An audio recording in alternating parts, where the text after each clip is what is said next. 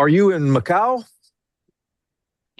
That Hong Kong? is Where is that? Hong Kong Island, Yeah, as seen from the peninsula. nice. I had a cool job for about 12 minutes in 2019 where I think I spent 50 days in Hong Kong in 2019, something like that. Dude, that is a cool job. It was awesome. Yeah. Welcome back to Loserville, folks. Little table talk to start the program. You've already seen, those of you who are watching on video, which is hilarious because I'm not posting it.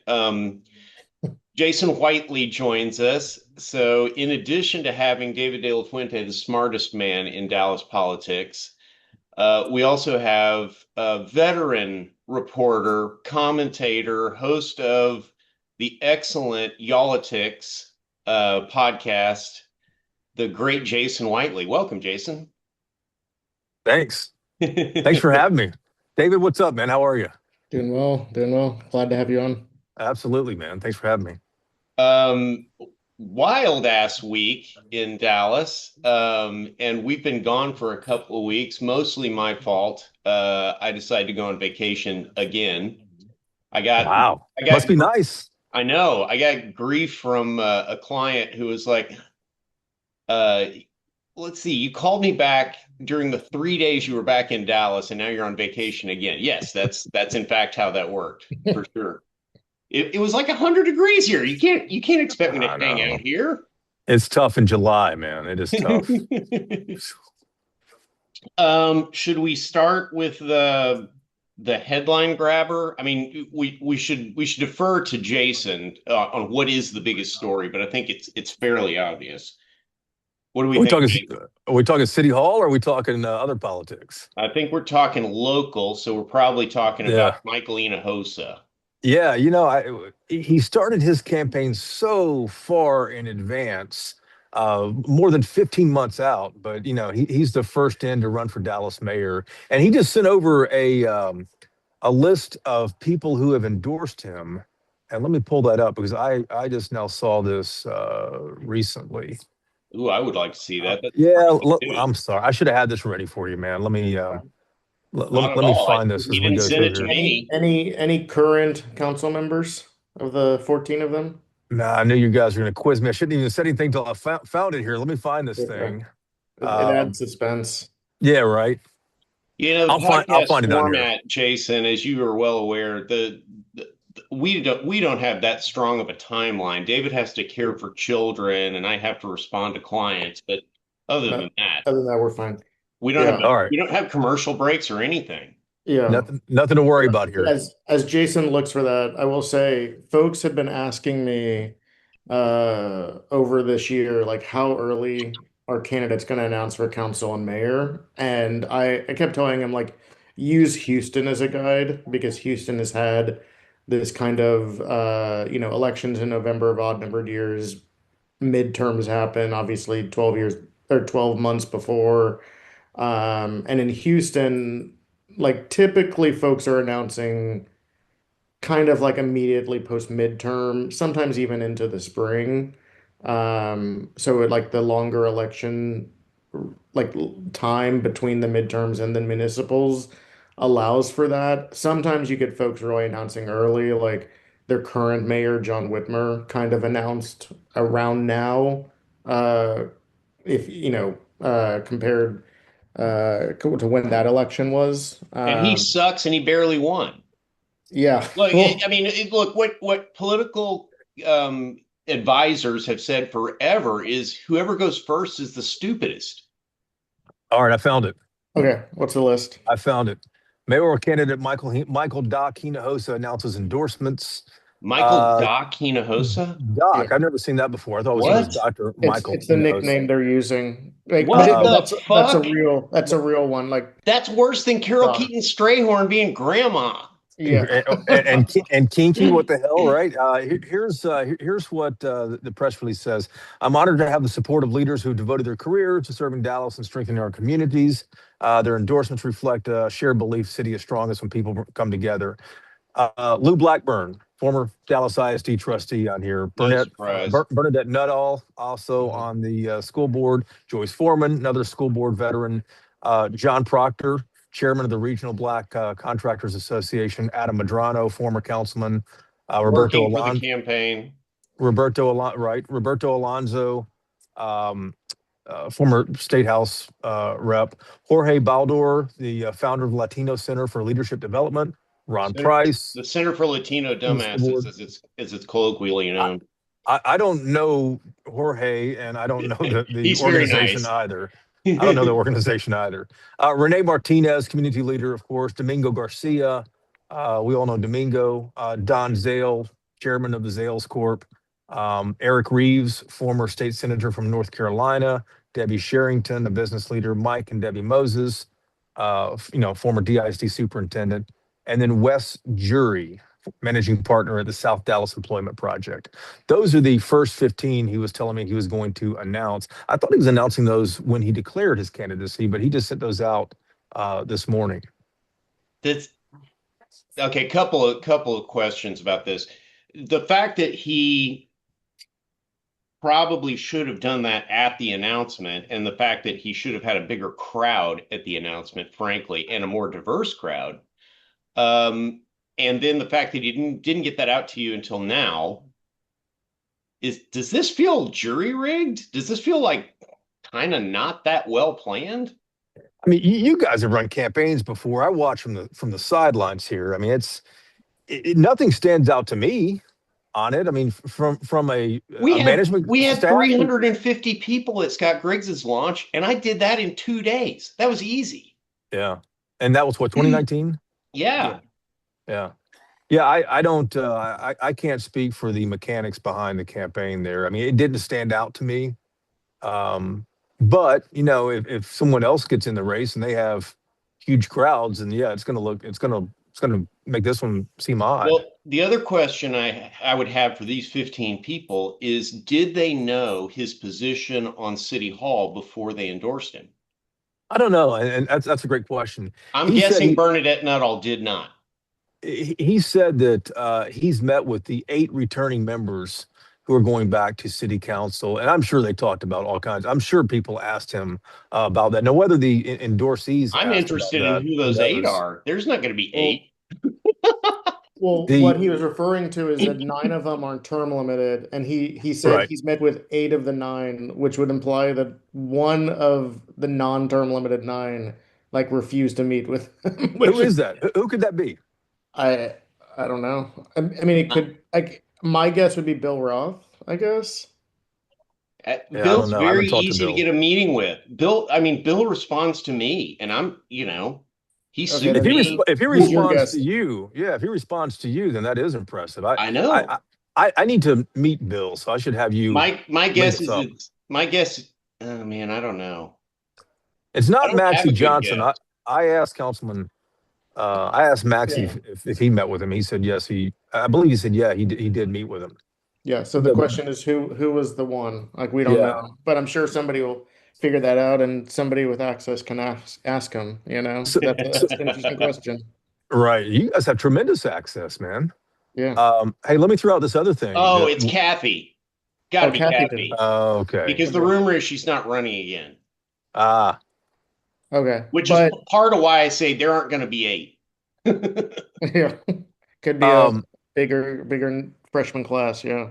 So let me throw out this other thing that we're going to have on Inside Texas Politics. The other thing that stood out in our interview with Dr. Hinojosa, I said after the City Hall conversation, and I felt like I had to press him on that a little bit. I don't know if you saw the comment. I watched it. It was great. In the press conference, he didn't really. He said, we need to honor our past. We've got to invest in this building, and he kind of left it open. So when he came here to our studio, I kind of pinned him down on that a little bit. But then I asked him. I said, "Hey, I'm going to read you this." I said, "Do you support City Manager Kim Tolbert?" He says, "Yes, I really like her. I'm worried she's close to retirement. She told me that. She told me she has a date on her calendar when she can retire. Hopefully I can convince her, if elected, just to hang on for a while." I said, "When's the date?" He said it's in March.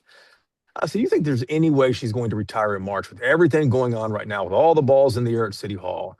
And then he says, well, she mentioned it to me 3 times when we met, but I don't think she would. And she's too much of a leader, and everybody depends on her, even the ones that do not like her. They know that she is the one. And so I reached out to Kim Tolbert. I said, well, is something going on here? And Kim Tolbert says this morning, she says, no, I'm fully committed to serving City of Dallas, not retiring. That conversation was simply about retirement eligibility. Worked for the city for 30 years, but I still have a lot of energy, excited about the work my team and I have ahead of us. I'm dropping a lot of news here for you. Yeah, you You are. are, man. Breaking news. Huh? You've been doing yeoman's work like you're on a beat. Put that, yeah, put that in my account there, Phil. Oh, I mean, your account is fully paid up on my end. I'm a fan.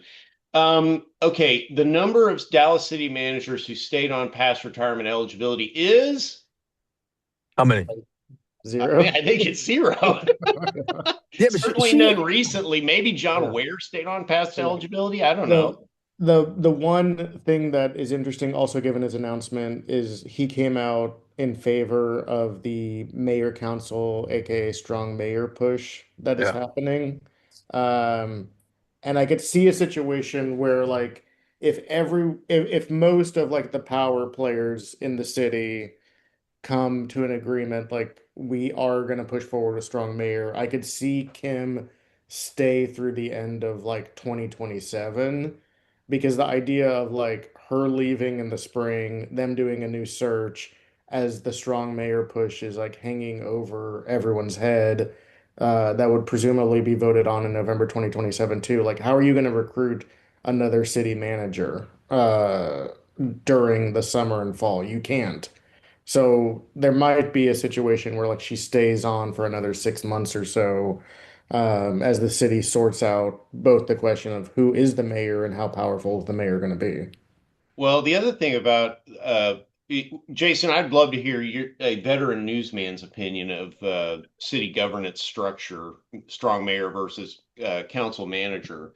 But we've discussed on this show, I'm personally kind of agnostic. I think you can find examples of cities that have strong mayors that run very well, and examples of yeah. cities that have strong mayors that are run by the mafia. And I think you can find the same thing with council manager. And look, everybody, it's a funny joke because we know what we're talking about. There is a New Orleans. We've probably all been there. But done right, done well, a strong mayor form city government can work great. I'm not that flipped out about it. But the thing about being a managerial employee, a non-elected managerial employee in a strong mayor system is that the relationship with the boss, with the mayor in this case, is the key part.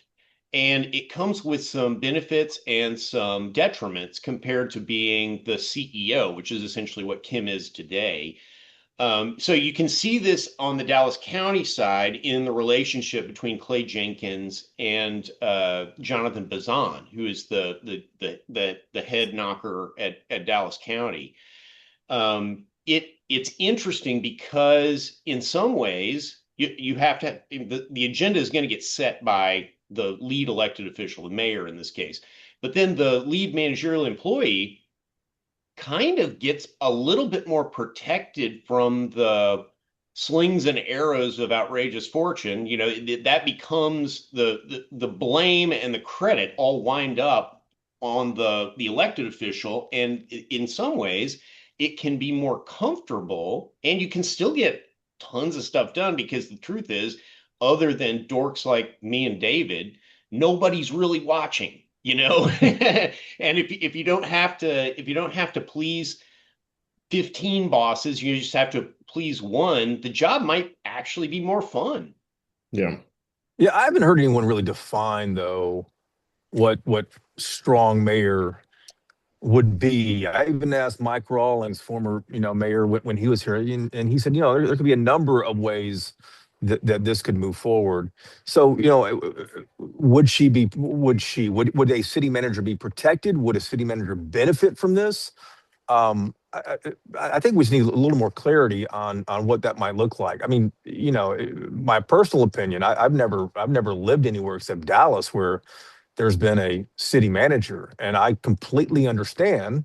Nothing against Kim or anybody who's ever been in the position, but I can understand why people would be upset that they feel like that position is out of reach. There's no accountability for that position, and people are technically right about that. Yeah. The city manager and council always says, "Oh, well, we're the ones who decide whether to hire or fire that person." Yeah, but without a strong mayor, there isn't a buck stops here individual. That is certainly the case today, and I think that's what people are very critical of. Sure. And I'm look, I only know as much as I know, and even though I overrate it, nobody else should. But I do know in general what some groups of voters think, and I'm here to tell you that this city hall thing has turned off every progressive voter in Dallas, like every single one. And that's not a block you can throw away. That You is talk about the future approximate of City Hall, right? The future of City Hall. the future of City Hall. Um, it's just you absolutely cannot ignore those people because the hardcore progressives are over 30% of the electorate at this point. Now, no one knows what a November electorate is going to look like Sure. in an odd numbered year. It's the constitutional amendment voters. We have no idea who they are. But I mean, we if May elections have been any guide, this is a big, big block. You actually cannot win without them. And what he has left himself open to, and the reason why starting this early is so fucking foolish, is that somebody can come along and create a platform. Somebody who wasn't even thinking about running could today say, damn it, I'm mad, and absolutely, rat F him. I mean, he's just left himself so vulnerable for somebody to develop a counter agenda. But over the City Hall issue, or what do you think? Oh, City Hall is the trendy toll road of our day. It will be the number one issue in November of 2027, barring some kind of Sure. massive emergency or something else. And I mean, there's a long time between now and November of 27. So who, I who knows? agree. Who knows what else could happen then? yeah, I mean, I think that's a good segue into the furloughs that Kim implemented because like I think this kind of budget crunch, some of it self-inflicted, some of it just the economic reality because for what it's worth, other cities across Texas are basically having the same kind of budget shortfall. And the state of Texas has recently announced, again, not furloughs, but budget cuts in the state government level. So this isn't purely a Dallas dysfunction thing, though it certainly contributed to it. But basically, after council went on recess, Kim announced there's going to be 3 furlough days between now and the end of the budget year, which in Dallas, budget years end the last day in September and then begin the first day of October. So it's July 10th, September 4th, September 28th. Basically, City Hall is going to be closed. Code compliance offices are going to be closed. Dallas water utilities customer service is going to be closed, but obviously you can turn on your water at home. Libraries are closed. Cultural administrative offices and community centers are closed. Cultural centers are closed. Um, and there's going to be other things impacted, like some of the planning departments, et cetera. But I mean, in my mind, this is like incredibly embarrassing. And also, it felt a little to me like Kim making a somewhat foolish power move after council left so that nobody could do anything about it. And she was doing it unilaterally. I mean, what do y'all think? Well, I mean, the deficit, whatever we're talking about, is a little bit Yeah. made up. It has happened in other cities in Texas, and it's primarily a drop off in sales tax revenue because Yeah. property taxes have not fallen at all. They've Yeah. proceeded on track despite Kim's financial people having told council there was going to be a property tax shortfall, which did not occur. And I don't know why they would have thought that, because the DCAD will tell you this stuff. Like they'll tell you what it's looking like, you know? So that's very frustrating. And then what is the city's single biggest compensation liability? When we write checks every 2 weeks, who are we writing most of the checks to? Public Isn't it? safety. Yeah. Yeah, they don't get furloughed. Yeah. So this feels to me super performative. It seems like Yeah. portraying a financial situation designed to push forward the get rid of City Hall narrative. And if you are furloughing people to further a political narrative, that's gross. I think that's really bad. And I agree, David, it's embarrassing. It is not, even if you think that it was necessary for some reason, it's the why is it necessary is not a question a city manager should want to have to answer. Hmm. I haven't followed this issue as closely as you guys have. I mean, you guys can talk much more about the guts of it, but David's right. I don't want to say there's some cover for Dallas, but I mean, look at Harris County. They're $130 million in the hole again. Yeah. Again, they're talking about layoffs and shutting down county services down there. So yeah, I'll yield to you guys on what's happening behind the scenes here, Well, or I might be mean, happening. I am guilty for certain of seeing conspiracies where they might not exist. So let's assume that there's a real financial reason for this. The question then becomes, what is the effect of a furlough day? And I did a rough calculation. I think the total impact of all three furlough days is less than $7 million. So I Saving can $700 million. 7 million. Yeah, that's actually probably about right because I did some research. I'll let you finish and then you go. Well, I mean, I just think I can find a few places in the budget where I can get more than 7 million without, cutting people's pay, which is essentially what we're talking about. And Yeah, so, Melissa and I decided to be the people we are, and we bought lunch for furloughed city employees last week. yeah. And former Loserville guest Stuart Campbell and another attorney, Christian Havens, bought was it breakfast, a coffee? What was Yeah, it? breakfast and Yeah, coffee, along with yeah, Bill Holston at yeah, a eviction center. yeah, yeah. I But mean, where is there? I'm sorry to interrupt, David. Where is there an extra 7 million in the budget? I mean, you know the budget better than I do, Philip. But what 2/3 of the budget's public safety, police and fire, EMS, right? And then you got little slivers everywhere else. I mean, is there an extra 7 million you can find somewhere? I'm not advocating at all to furlough anybody, but does Dallas have extra 7 million sitting around? Police overtime. yeah, there's things like that, like overtimes. I was going back to Philip's 7 million comment. A furlough day, I started to think about this in a like creative way of a furlough day is essentially like a paid city holiday, except not paid, right? So like any time that there's a paid city holiday in a city like Dallas, you're paying people not to work. In this case, we didn't pay them to not work. A paid city holiday in Dallas probably cost the city about 3 million, maybe 2.5, if we're being a little bit cash strapped, but we're probably looking at that being about a $3 million expenditure. So that gets close to your $7 million estimate. And I think that's about right. I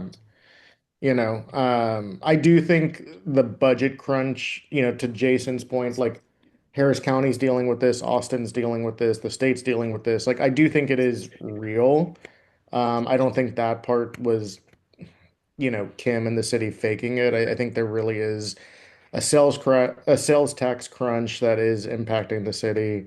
How do you make it up at this point? I don't know. I mean, that's a great question, Jason. Like, it's easy for us to like throw tomatoes from here. I mean, going back to like Hinojosa and DISD, who dealt with this a long time ago, one thing they had to do was basically they had to actually lay off staff that was not public facing. So like, not teachers, not, principals, but a lot of administrative type staff. I mean, I think the city is going to have to look at things like that long term, as sucky as it is, as shitty as it is. One thing that I thought about as the furloughs were happening is that it really felt like Kim and the folks who made this decision were thinking more about the state. And by that, I mean like the government, not state of Texas, but they were thinking more about the state than the residents because they were shutting down a lot of resident facing, or they were furloughing a lot of resident facing city staff instead of really taking a hard look at this and saying like how much of the city government and staff is not doing anything to like better the lived reality of city residents. The people And who count the yeah, potholes instead of the people who fill the potholes. yeah, exactly. And I'm not saying those people don't matter, and like I would never root for anyone to lose their job, but that's essentially where you're going to have to fix this long term. Um, and they built out a city government the way they did on purpose. Um, and I'm sure, there's some aspect, there's some advantages to having people that count the potholes, but we can't, solve this issue by, like you just said, Philip, furloughing both the person who counts the pothole and the person who fixes the pothole. You have to invest in the people that fix the pothole. Well, and if I'm Kim, and I'm a Kim fan, Yeah. like a lot of people are, I'm very confused by her last year in office. But that doesn't. I personally like her a lot. Um, if I'm her, I'm saying, look, this drop off in sales tax revenue was unforeseeable, in part because the federal government is lying about the state of the economy. Yeah. Everybody I know who does like economics or projection or whatever says we're either absolutely in a tenuous non-growth situation or in an actual recession. And the numbers that you see coming out of Bureau of Labor Statistics are just made up. And the reason we think that is because he fired everybody there and replaced them with partisans. And so you can't trust the information you're getting, which makes it hard for Kim's financial projections people, Jack Ireland's people, to be good at their jobs. And that's a reasonable way to explain that to me. Yeah. I would agree. Um, where'd you want to go now? Dart? Yeah, we can talk Dart, the Dart CEO search. And then I would like to talk a little bit about transportation during the FIFA World Cup, which is obviously now over in North Texas. But we can start with, I've got some other transportation topics. This is okay, a an area of City Hall that's having a little bit of trouble. okay. You go first, Philip. Okay, the stuff that's having trouble in transportation is that there is no long-term planning in transportation. The long-term stuff that they're supposed to handle, like the McKinney-Cole two-way reversion. McKinney and Cole used to be two-way streets. They were changed to one-way during the 60s to create an easier way for Park City residents to get to the Crescent, more or less. And uh, reverting them to two-way was approved in 2015 or 2016. I can't remember. Wow. And it was funded in 2017. It has since been funded as the scope grew. It has been funded two more times to the tune of $51 million. Of that, they've spent $10 million on soft costs. And as of today, we don't have an engineering vendor. We just fired the engineers off the project, even though they were contracted and paid to work through August to finish the what we call the 60% design. So it got me thinking. I've been hired to work on this, and this is a project that I managed when I was on city council. So it got me thinking, what's going on with the other long-term planning projects for transportation, which is like the Peak and Haskell two-way reversion, um, the traffic calming and pedestrian safety stuff on Abrams and Skillman, and the same sort of thing on Maple. And I have sent 2 or 3 requests for updates on these, and as far as I can tell, nothing has happened on any of those projects in over a year. Wow. Hey, Chad West got Tyler and Polk done in North Oak Cliff. Tyler And Polk was came to be under Chad West. It was passed in 2015 under Scott Griggs under and Griggs, funded in Well, 2017 in the are you, bond are you talking package. about the roundabout or are you talking about the two-lane The conversion? two-way. that Okay, two yeah. leg Okay, conversion. yeah. Yeah, yeah, Okay. yeah. Yeah. They're supposedly fixing the roundabout. I'm not real critical of Tyler Polk. In fact, it's what gave us the idea for McKinney Cole. Yeah. Huh. Yeah, And the Tyler Polk has roundabout been is interesting. successful. Yeah. Like it really has slowed down traffic. I actually take Polk home like pretty much anytime I leave Oak Cliff. Well, and the problem with the roundabout that has created the fun videos for Dallas, Texas TV.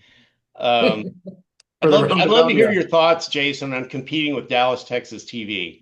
Seems like a pretty ferocious competitor in the modern You media. know, they don't generate any of their own content. They just take Yeah. everyone else's content. So it's Yeah. not Oh, it's like like AI. they're Yeah. not exactly they're Well, not a competitor. They're just yeah. they're a yeah, they're a It's thief. usually you can see the WFAA or equivalent bug on a lot of their content. Yeah. Yeah, yeah, They're just yeah. sharing like 5 or 10 second clips of what y'all are doing. Right, right. I mean, it's I guess it's smart. They have a pretty decent following, don't they? Yeah. I think they do. So Yeah. the thing that transportation planners and designers have known for centuries is that uh, the roundabouts are most effective when you put a giant piece of statuary right in the middle of them, Yeah. which kind of protects you from the flying Camaro problem that we've had down in Tyler Polk. Yeah. That should be the title for this episode: the Yeah. flying Camaro The problem. flying Yeah. Camaro problem. Yeah. It's good content though. Yeah, I mean, you guys know how it's set up over there. I'm sure it's these big flashing signs, but you don't really see it for people who aren't familiar with the area until you kind of get right up on it there. The Yeah. hill kind of crests by the park, Yep. and you don't really see it until you get right up on it. I'm Yep. surprised those portable signs are still out there. I mean, you'd think that there'd be something more permanent, but that still hasn't happened. They put Those up poor like the people who live concrete there. barriers now, as Philip was talking about. But yeah, I mean it's weird. Though I Eh, have to admit, like anyone that has lived here longer than like 15 years knows that it was worse before the roundabout. Yeah, yeah. I For remember it. sure. And Yeah. Colorado and Yeah, Sylvan yeah, still need more traffic coming. yeah, I was coming down Sylvan the other day, and some of it's the topography. That hill Yeah. creates a lot of it's speed terrible. as you're headed north, Yeah. and we got to redesign that thing. And I know there's a hesitance to do it because so many The, people use it during rush. the city's approved a new design. It's going to be Oh, like really? a peanut roundabout, I think. Oh, Wait, for cool. Colorado and Sylvan? Yeah, Really? yeah. What is it? And what is a peanut roundabout? Think of a roundabout that almost has it almost looks like a infinity sign. Uh, I think the city has like approved that one like officially, but like it if they haven't, like they're on like the 10-yard line, type Oh, of thing. wow. Like But not like a figure of eight where you like the old 70s demo derby no, tracks where no, you no, actually cross no, traffic in the middle. No. no. It's not going to be helpful for people listening or watching, but let me try to find it real fast and I'll send it to you. Yeah, and well, I mean that's really interesting because the intersection, because the way it's, I mean, you guys know it, the way it's kind of turned sideways is such a wide intersection. But they're talking about pulling the lights and making that a roundabout. Yes, like that part is like Wow. that part would be like done. Yeah, What's the I'm timeline on finding this? it How, from how April. From April, they oh, approved. Like there will be a roundabout. Yeah, and they chose the peanut one. They have $1.5 million, it looks like. Yeah. Let me try to find the design and I'll put it in chat. this is breaking news for me, David. What part of town are you in, Jason? I'm District 1. Nice. I'm near the area. That's why I know it. Yeah, Yeah. I found it. I'm putting it in chat. Yeah. Yeah, Throw that in I there. think it looks like an infinity sign. Huh. So, what was your thought on the traffic impacts of World Cup? Like I didn't really feel like it like disrupted life that much here. Like you occasionally saw, tourists, especially in areas where you'd expect like downtown, uptown, other entertainment districts. But from what I could tell, there weren't, a massive increase of like 311 code, even like non-emergency police type complaints against folks that were visiting. Um, I mean, it might be that foreign tourists are just nicer than American tourists are typically, the way we behave when we go overseas. But I mean, it felt from a influx of people standpoint, it was a successful World Cup. I know Philip and I have talked before, like the economic impact of something like this is always overpromised, underdelivered. Yeah. So probably if we ever get financial numbers, like hard ones, like I'm sure it's going to be, a rosy, Arlington soliloquy. projected last week that their final number on economic impact, whatever the hell that is 200 million, which is still not what they Yeah. projected early. So they are admitting that it's not as successful as they thought. Yeah. And honestly, once we've decided to do this, arguing about the numbers sort of is just something for cranky old people like me to do. Yeah. The fun is to be had, and the people who enjoy World Cup, I think, had a phenomenal time. Yeah. So I'm not against fun.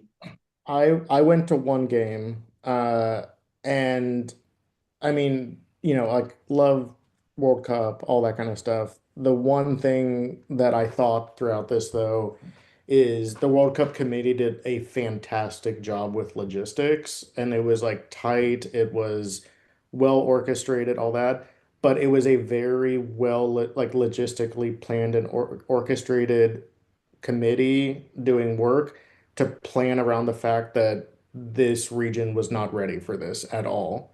So like when we went to the World Cup, we hopped on the TRE train, took that to the DFW station, then very professionally like moseyed along to charter buses that then went through like normal like Fort Worth Arlington traffic that then dropped you off like several blocks away from the stadium and you had to like walk, quite a bit of time. And I timed it when we left the game until we got home was 110 minutes. It took 110 minutes to get from AT&T Stadium, also known as Dallas Stadium during the event, because AT&T is not a corporate sponsor of FIFA, um, to get from the stadium to my home almost 2 hours.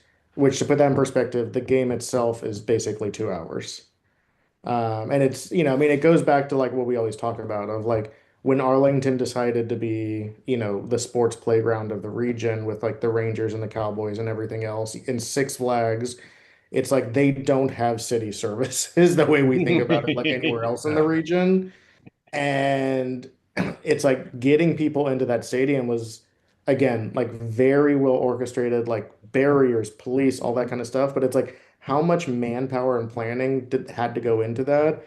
Because on a typical day in Dallas or, the Dallas region, AT&T Stadium is just a shit show, like to get into. And then also this goes back to like I will say another thing, like I don't like AT&T Stadium. Like it was sterile, like it was not a great environment. Like we watched another game at a bar like the next day, and the environment in the bar of like people chanting and cheering was like honestly more electric than what you could tell inside the stadium because like AT&T Stadium almost feels like you're on like a golf course because like you can't interact with people, you can't hear people.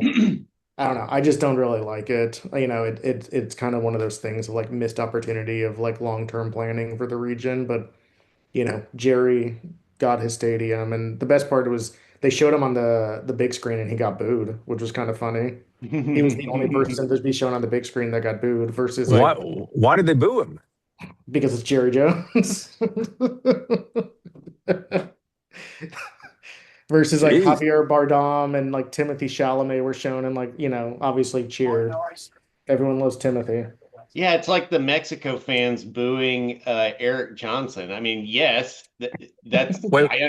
there was many reasons At to Fan do it, Fest. but what were their reasons? Oh, How oh, are they oh, so okay. sophisticated to Yeah. know? Yeah. I Well, did I did hear about that. yeah. Well, I From mean, your I pers do wonder how many of the people in the stadium were like, you know, foreign fans versus how much of it was like DFW natives. And I'm sure it was the Yeah. DFW natives booing.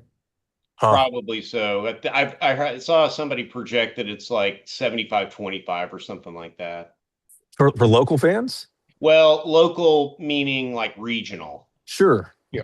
Yeah. I couldn't get tickets to any of the Dallas matches. I had to go to Los Angeles and Oh, to nice. Houston, but I was shocked in LA, completely shocked. LA had it down. They had their bus system, their train system, everything. That we hopped a bus in North Hollywood and took it all the way down to SoFi, Los Angeles Stadium, Yeah. SoFi there in Inglewood. And we got there. It took about an hour to get there. It was rush hour traffic for a 7 p.m. game. Got there at 3, but LA traffic. And we got back from Inglewood back to North Hollywood, which was an hour and 10 minutes going. Got back in 30 minutes. Wow. Buses ran every 8 minutes down there. Fantastic. Houston, I can't say on Loserville what I'd like to say. I mean, You but can, you can. We don't have was limitations. You just have your yeah, own reputation to consider. I Yeah. know, but was there any planning? I mean, we're at Reliance Stadium trying to get out of the parking lot. It took us an hour to get out of Wow. the parking lot. And if you know the parking lot there, it's on the south side facing 610 where the old Astro World used to be. There's 610's massive. The parking lot's massive, and they had it all trailing down to 2 lanes leaving. So you had, thousands of people trailing down to 2 lanes leaving. Open up every one of these exits. What are you doing? It's Yeah. amazing. It was insane. Yeah. So it sounds like Houston, like Dallas logistically executed better than Houston, but they essentially went into this with the same problem of like these are not stadiums designed to get like in and out of easily. Yeah. Compared to like when I took the TRE, and obviously this is like now a very sad moment to say, but it's like, the second stop after Union Station is Victory. And it's like you get off of that train station and you walk a block and a half and you're in American Airlines Center. Not From even a your block and a perspective, half. It's a Yeah. block, Yeah, block. Yeah. from your perspective, Jason, how do you think what do you think World Cup kind of meant and how do you think it was received? I mean, it was a You're a huge fan, feather. so you like you Yeah. cared about it, right? Yeah, we cared about it. I wish I could have gone here, but I thought I was curious going into this how it would play out. You see cities like Chicago said, "Nah, we're not interested. We don't want to get involved in this. It's going to be more of an expense for our taxpayers, and it's worth." You're right, Which is Phil. We don't have, true.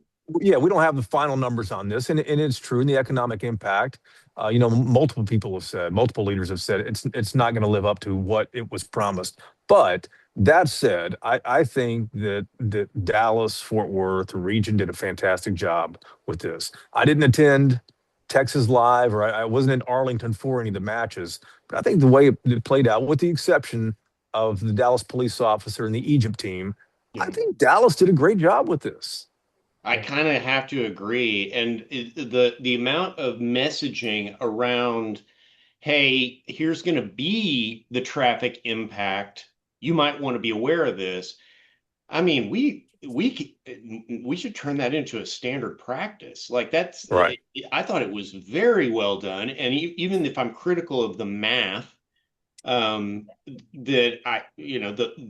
the fact that they made it fun for people, that's just good. That's good. That helps us Yeah. long term. It makes us feel like we can do things because in the city hall debate and in the debate about furloughs and city services, the narrative is Dallas can't do stuff. Yeah. And Proven false here. and I Yeah. think for one thing, when you get fatalistic like that, you're letting people off the hook, you know?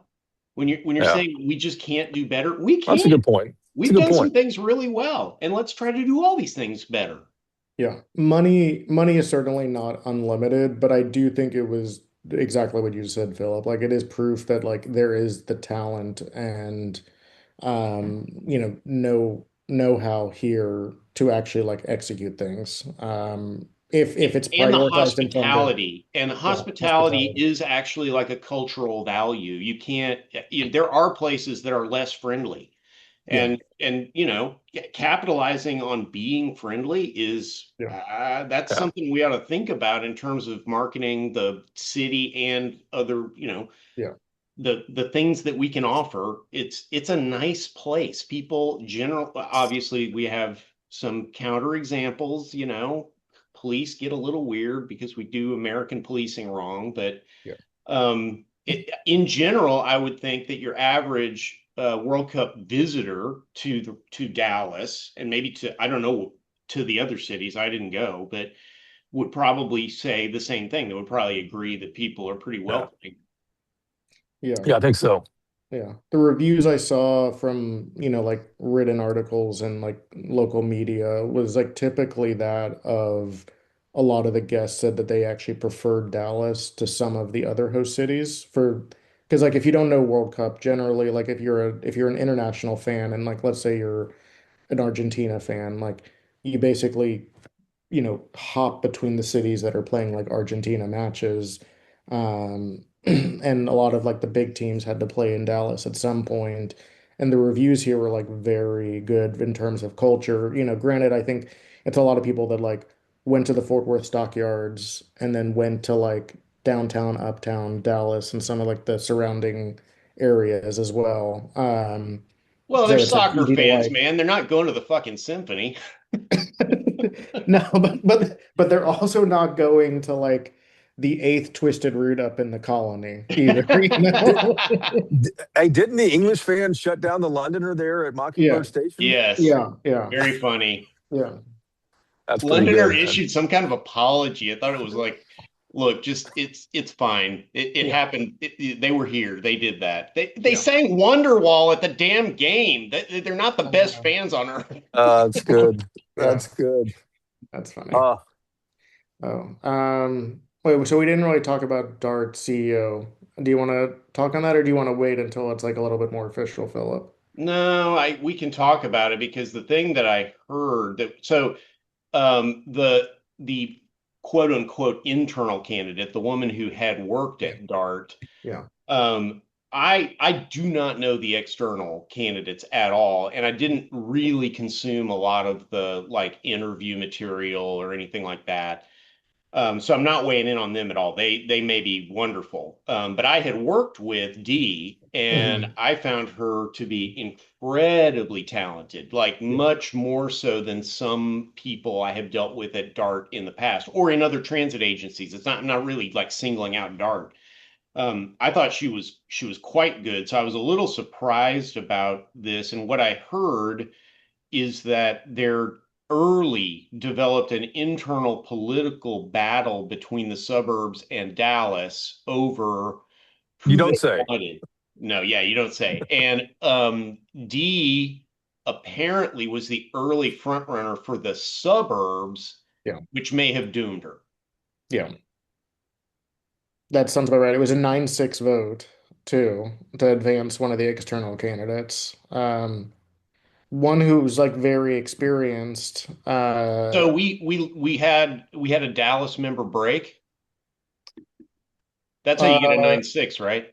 yeah, but Dallas has 8 votes. I actually don't know the vote breakdown, Hmm.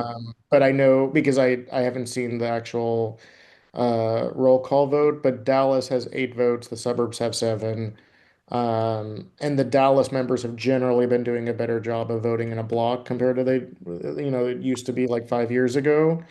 So if it was 9-6, I would think it was like 8 Dallas plus one of like the friendlier suburbs, like maybe a Garland seat type of thing. Like I could be totally wrong. Like fact check me, listeners who know more. Uh, but yeah, 9-6 by Oh by the yeah, I'm virtue of thinking the of it in vote. reverse. We picked up a suburban vote. Yeah, Yeah, yeah, that makes sense. Yeah, the guy who's rumored to be the finalist, resume looks fantastic. Yeah, And where's this guy from? Jacksonville? yeah, Jacksonville. Okay, but that's a guy I heard too. has done stints in like New York, San Francisco, Atlanta. Yeah.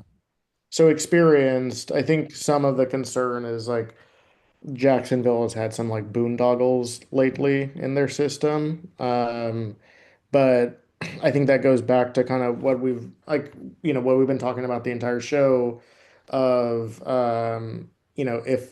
if the Jacksonville Transit Board had wanted this boondoggle because it was basically like an entertainment district shuttle. Like almost think about like the weird way like Fort Worth does public transit, where like taking public transit between like downtown entertainment district and the stockyards is actually like pretty decent, and everything else is like a shit show. Whatever the Bass family wants you to do, you can do very easily.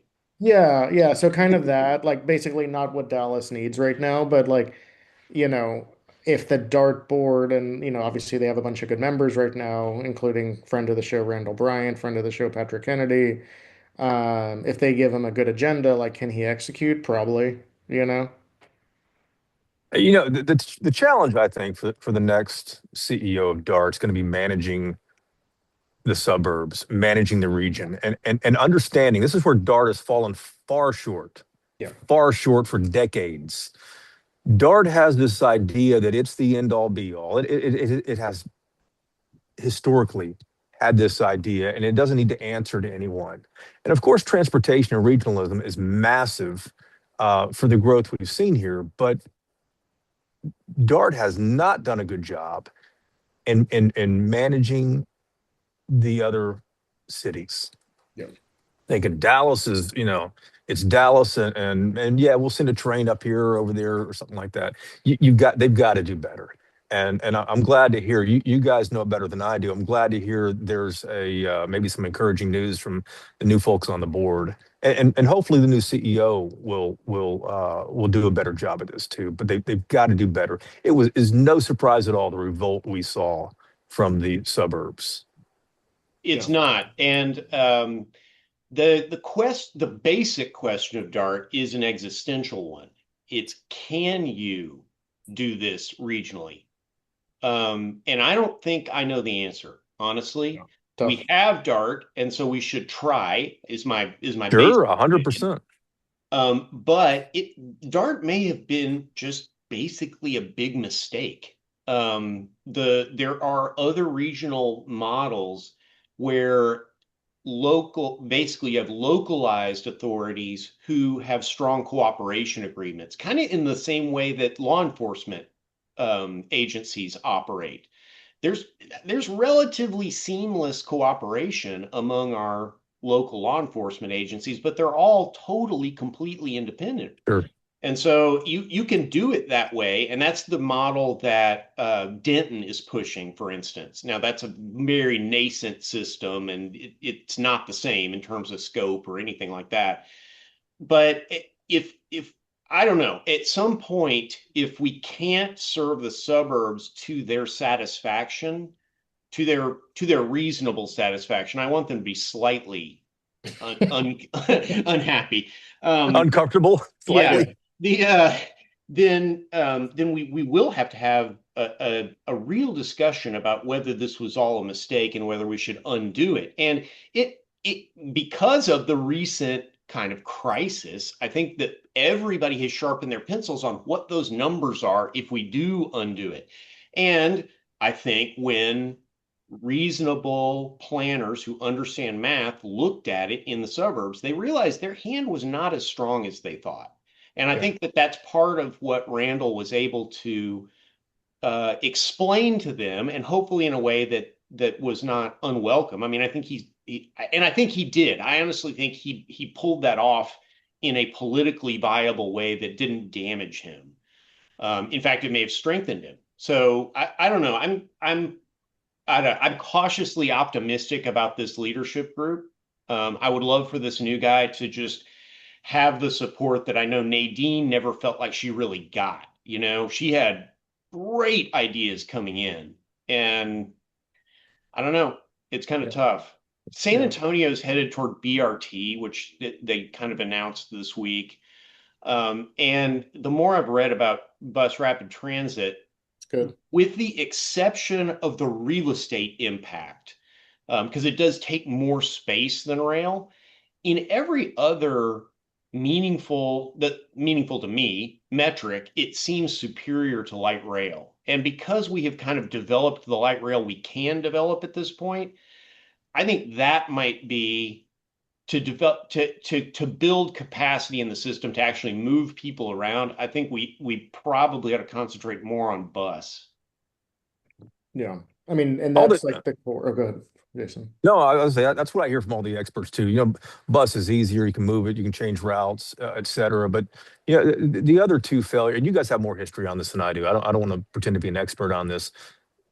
For as promising as Dart is and was originally when the concept was developed in the early '80s, there are still massive shortcomings. To get to DFW Airport from downtown is a long way to get there. Yeah. It's hard to get there, and you're still not combined with Arlington, with Fort Worth, whether it's Dart or another system. When we're talking about regionalism, how fast North Texas is growing, transportation's got to be top of that, I think. But secondly, what are we waiting on? Well, Well, traffic money is for not as one bad as thing. Houston, yeah, but there's not a sharpen those. Somebody needs to sharpen those pencils and figure this thing out. Yeah. Well, I mean, that's the thing is DART is so reliant on federal funding, and the regional the main source of federal funding is for roads, and it's administered by the COG. And you can look anytime you want to at the 25-year financial plan for the COG, and there's not fuck all for transit. I mean, the last one was over 70% directed toward 6-lane arterials in the suburbs. Well, that's just going to perpetuate what we have. And I'm Yeah. sorry. I think Michael Morris is a excellent, smart, fun dude. Fun is probably the wrong word, but I do like hanging out with him. Um, the but he is hopelessly beholden to suburban development interests, and we need to reverse the way we fund that stuff. We should be putting 70% into uh, density friendly transit options. And this is part of the existential argument about DART. Do we create a core system that functions so well that the outlying suburbs want more of it? Does it attract more ridership from outside the core of the system? Or do we try to spread the peanut butter? And my argument has always been that spreading the peanut butter isn't working. Yeah. I mean, I think to Jason's point earlier about DFW Airport, and like I do generally take the train out to DFW because it's, still a little bit easier in my mind. But like you take the orange line out to DFW, and how many times do you have to stop in Irving at stations that like nobody's getting on or off, as there's like multiple people with suitcases because to get the orange line to go from the city to DFW, Irving demanded a bunch of stations for transit-oriented development, most of which have actually been very successful. Like Irving has done this better than any other member city in DART. And if you like look at those stations and what has been built around it, it's a very impressive. Going back to like the darts broke and Philip, you're completely right on like the federal funding, but like the biggest like item of debt right now from like large expenditures is the Silver Line, which at this point feels like a bit of a boondoggle to satisfy the suburbs when we could have had like the D2 downtown subway line, which probably would have gotten a lot more use. Um, yeah, Yeah, and but but I it's the World Cup. yeah. Rahm Emanuel is correct. The World Cup makes no sense in terms of math. But if we've made the decision to do it, then let's try to do it well. And I think the Silver Line will, over Yeah, time, build hopefully. ridership. And I think it will be, as long as I fought against the Silver Line or whatever we called it back in the day, Cotton Belt. Cotton Belt. Um, Right. I found myself laughing. Um, the the Richardson station, the terminus on the Richardson side, is like 3/4 of a mile north of my office now. And there is a very good chance I will be taking the Silver Line to the airport at some point. Yeah, that's fair.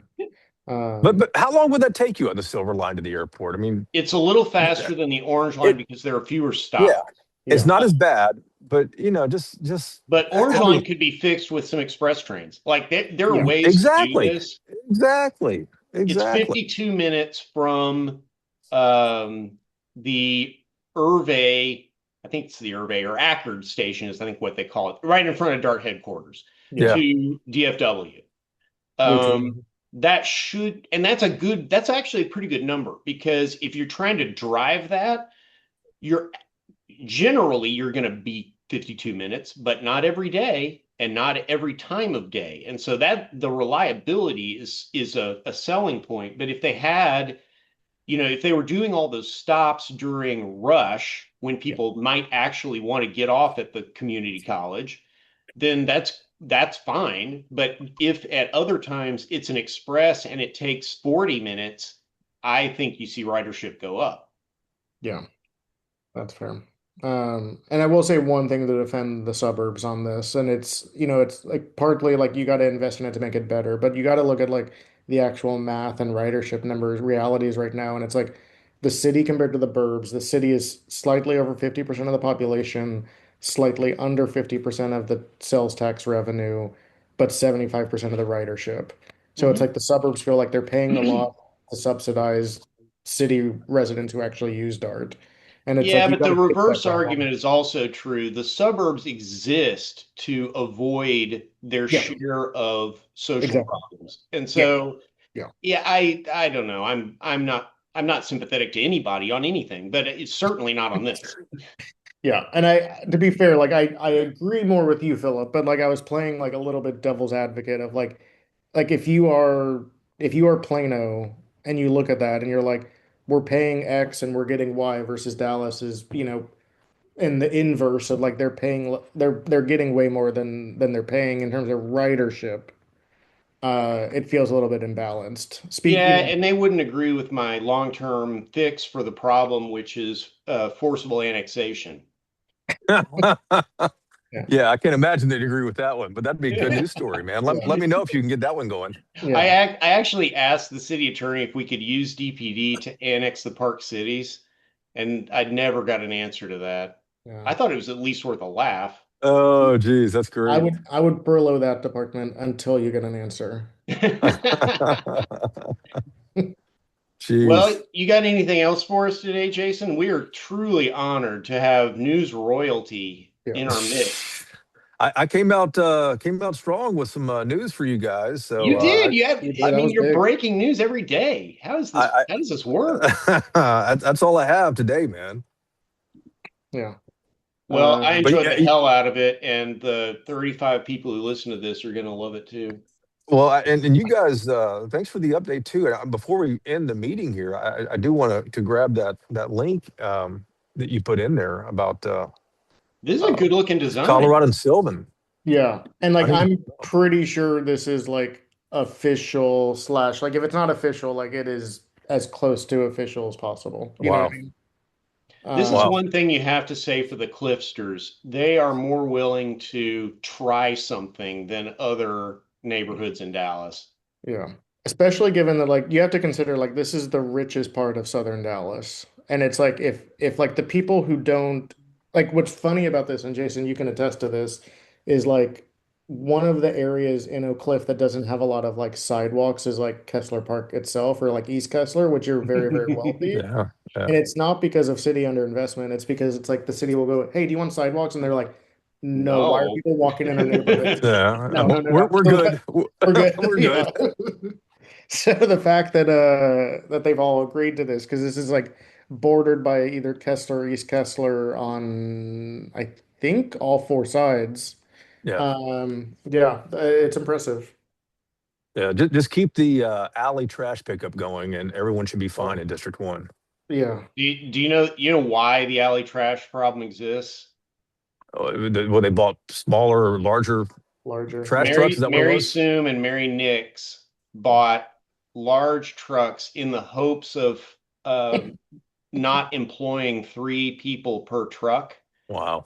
Um, and they actually can't do alley pickup, partly because they wanted to move fully to automated bin lifters, Sure. um, which don't work 100% of the time anyway, so you still need people on the truck, and it's pretty gross. I mean, and people are angry at Kim for this, and it's very funny because this is an inherited problem. Yeah. Yeah, it goes back to Mary Soom? Really? Oh yeah. Wow, I didn't realize that. I mean, it's This been this talked about happened for at years. exactly the same time as moving from twice weekly to once weekly trash pickup. I remember All that. all in the same package, all driven by the Great Recession. Mhm. Yeah, I totally remember that. And everybody's like, "Are you kidding me?" But what, 15, 16 years later, I don't need 2 pickups normally. Yeah, that's Yeah. a good So, that unlike the alley trash, I think the once a week pickup was like a good yeah, example of like people got upset, but like the city was actually correct. yeah, yeah, Well, that I'm worked out. I'm incredibly trashy, so I had to move to a condo where I have a trash chute. Not fair. Somebody else's problem now, right? Yeah. Yep. Well, gentlemen, this has been super fun for me. This is a very nice way to start my Thursday. So I hope you all have a great rest of the day. I may actually post this video because Jason looks so professional. Yeah, I think that's fair. I'm at work, man. Thank God somebody is. All right. Talk to y'all soon.